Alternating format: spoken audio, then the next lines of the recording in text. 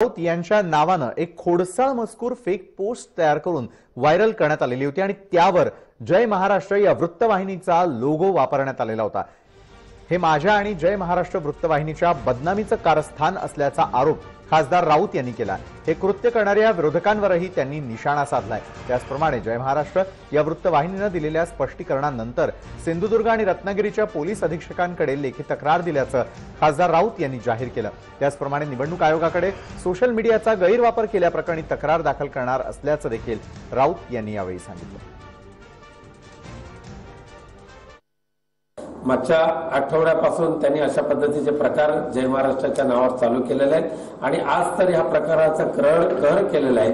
मी या ठिकाणी आपल्या निदर्शनास आणतो की माझ्या तोंडी भारतीय जनता पक्षाच्या नेत्यांना अपशब्द घातलेले आहेत। त्यांच्याबद्दल फार मोठे मी काहीतरी चुकीचं वक्तव्य करतो असं दाखवलेलं आहे। हा त्यांचा खोटारडेपणा शोधून काढण्यासाठी आम्ही आता पोलीस अधीक्षकांना निवेदन दिलेलं आहे।